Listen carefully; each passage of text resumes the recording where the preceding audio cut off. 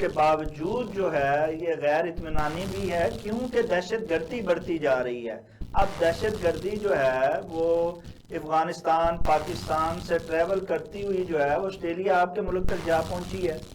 یہ حالیہ جو واقعہ ہوا ہے کل، اس حوالے سے تو بہت زیادہ اقوام متحدہ بھی افغانستان پر برس پڑا ہے، اور سارے بھی بہت پریشان ہوئے ہیں کہ سڈنی جیسے شہر اور آسٹریلیا جیسے ملک میں یہ دہشت گردی کا حملہ اور اس کا الزام اسی وقت فوری طور پہ اسرائیل، بھارت اور افغانستان مل کے پروپیگنڈا پاکستان کے خلاف کر رہا ہے، جبکہ بندہ بھارت کا نکلا ہے۔ جی طارق محمود مرزا صاحب، یہ افسوسناک واقعہ ہے، بہت زیادہ افسوسناک ہے۔ اسی شہر میں سڈنی میں رہتا ہوں جہاں یہ واقعہ ہوا ہے کل، اور کل ہم کسی تقریب میں تھے، کافی بڑی ایک تقریب تھی جو، اور مزے کی بات یہ بتاؤں کہ وہ ایک پاکستانی تنظیم تھی، پاکستان ایسوسیشن جو کر رہی تھی، اور وہ ملٹی کلچرل قسم کا پروگرام کر رہی تھی کرسمس کے حوالے سے، تاکہ دوسری جو کمیونٹی کے لوگ ہیں ان کو بھی آن بورڈ لے کر ایک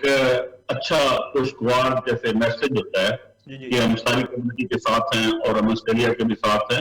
اور ان کے مدد کے حوالے سے بھی ہمارے اندر جو ایک تامر اور رواداری کا جو عنصر ہے وہ بھی اس کا بھی میسج ہے۔ تو وہ پروگرام کے دوران ہمیں یہ اطلاع ملی، اور شروع میں تو پورا پتہ نہیں تھا کہ کیا ہوا ہے، کس طرح سے ہوا، لیکن آج جو صورتحال واضح ہوئی ہے اس میں پتہ یہ چلا ہے کہ تقریباً شوٹنگ تھی جس میں 2 باپ بیٹا انوالو تھے، اور انہوں نے اس سے جو نقصان ہوا ہے 16 لوگ اس میں ہلاک ہو گئے،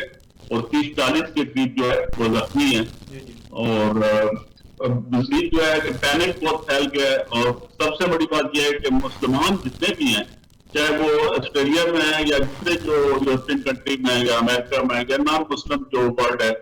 بسم وہ اللہ سارے الرحمن الرحیم۔ ناظرین السلام مطلب علیکم، اس پروگرام میں QD ایک شاہد نذیر کیفیت احمد میں آ کے جاتے ہیں ساتھ کہ آپ پتہ کا نہیں کل کیا میزبان حالات حاضر تبدیل ہو خدمت۔ جائیں گے۔